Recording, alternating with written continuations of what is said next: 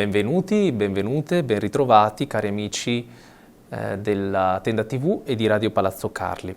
Oggi è sabato 30 dicembre, sesto giorno fra l'ottava di Natale.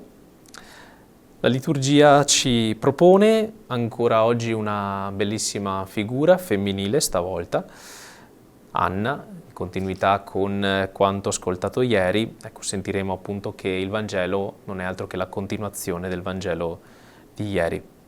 E anche oggi ci prepariamo all'ascolto della parola di Dio con l'invocazione del Cardinal Carlo Maria Martini. O Maria, Madre di Dio e Madre nostra, aiutaci a resistere alle tentazioni di stanchezza e di negligenza. Aiutaci a trovare la gioia della preghiera continua. Ottienici di poter fissare i nostri occhi sul tuo Figlio Gesù, di amarlo come lo hai amato tu, con tutto il cuore, con tutta la mente, con tutte le forze. Fa che i nostri affetti, i nostri pensieri si lascino dirigere verso di Lui, per essere una cosa sola con Gesù e in Lui con il Padre, per la grazia dello Spirito Santo. Amen. Il Vangelo che ascolteremo è tratto dal capitolo secondo di Luca, versetti dal 36 al 40.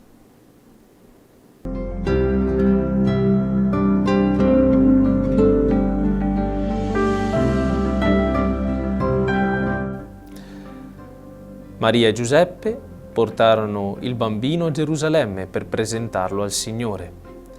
C'era una profetessa, Anna, figlia di Fanuele, della tribù di Aser. Era molto avanzata in età. Aveva vissuto con il marito 7 anni dopo il suo matrimonio. Era poi rimasta vedova e ora aveva 84 anni. Non si allontanava mai dal Tempio, servendo Dio notte e giorno con digiuni e preghiere. Sopraggiunta in quel momento, si mise anche lei a lodare Dio e parlava del bambino a quanti aspettavano la redenzione di Gerusalemme.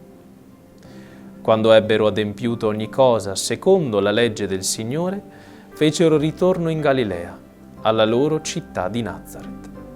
Il bambino cresceva e si fortificava, pieno di sapienza, e la grazia di Dio era su di lui. Questo brano è la continuazione appunto di quello di ieri. Oggi si parla di una vedova di 84 anni, che è stata sposata soltanto per 7 anni. E tenendo conto che l'età media, a cui ci si sposava all'epoca era molto bassa, possiamo ben immaginare che Anna ha vissuto fondamentalmente un'intera vita da vedova, un'intera vita in attesa di riconciliarsi al suo sposo, di poter gioire del volto dello sposo, come l'innamorata del cantico dei cantici. Anna è figlia infatti di Fanuele, che significa volto di Dio. Fanuele ha questo significato. Della tribù di Aser, che significa benedizione, felicità. C'è evidentemente una promessa di felicità, di benedizione nell'incontrare il proprio sposo. E Dio in Gesù ha celebrato le sue nozze con l'umanità, con ciascuno di noi, insomma. Tant'è vero che spesso Gesù nel Vangelo utilizza l'immagine dello sposalizio per parlare del nostro incontro con Dio. Quindi Anna, la sua figura, cosa ci simboleggia, cosa ci trasmette? Anna probabilmente ci ricorda come la nostra ricerca di Dio deve essere una ricerca dettata dall'amore.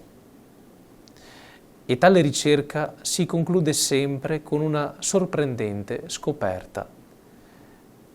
Non sono io il primo che si è messo alla ricerca di Dio, ma è Dio il primo che mi ha cercato, che è venuto nel mondo per ritrovare la sua sposa. Mentre noi ci sforziamo di vedere Gesù, di osservarlo, di trovarlo, improvvisamente ci accorgiamo che è Lui che posa il suo sguardo su di noi.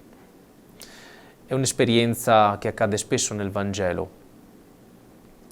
L'ha fatta Natanaele, che appunto Gesù gli dice che lo aveva già visto sotto il fico.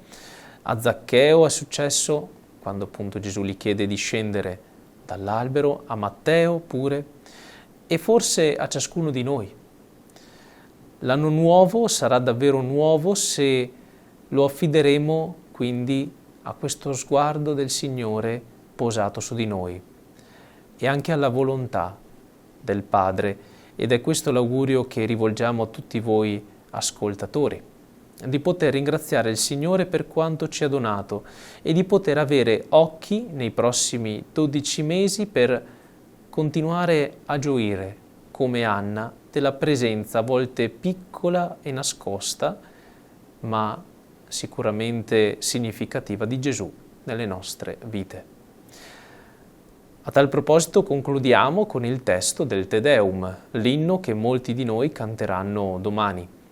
Alla lode di Anna e di Simeone aggiungiamo la nostra. Noi ti lodiamo, Dio, ti proclamiamo, Signore. O Eterno Padre, tutta la terra ti adora. A te cantano gli angeli e tutte le potenze dei cieli. Santo, santo, santo il Signore Dio dell'universo. I cieli e la terra sono pieni della tua gloria, ti acclama il coro degli apostoli e la candida schiera dei martiri. Le voci dei profeti si uniscono nella tua lode, la Santa Chiesa proclama la tua gloria. Adora il tuo unico Figlio e lo Spirito Santo Paraclito. O Cristo, Re della gloria, eterno Figlio del Padre, tu nascesti dalla Vergine Madre per la salvezza dell'uomo. Vincitore della morte, hai aperto ai credenti il regno dei cieli. Tu siedi alla destra di Dio nella gloria del Padre, verrai a giudicare il mondo alla fine dei tempi. Soccorri i tuoi figli, Signore, che hai redento col tuo sangue prezioso. Accoglici nella tua gloria, nell'assemblea dei santi. Il Signore sia sopra di te per proteggerti, davanti a te per guidarti, dietro di te per custodirti, accanto a te per accompagnarti, dentro di te per benedirti. Nel nome del Padre, del Figlio e dello Spirito Santo. E dato che domani non ci sarà l'appuntamento con le orme del Maestro, approfitto oggi per augurare, a nome della Tenda TV, un buon anno a tutti voi, cari amici e amiche di questo canale. Ci rivedremo il prossimo anno e buone feste a tutti.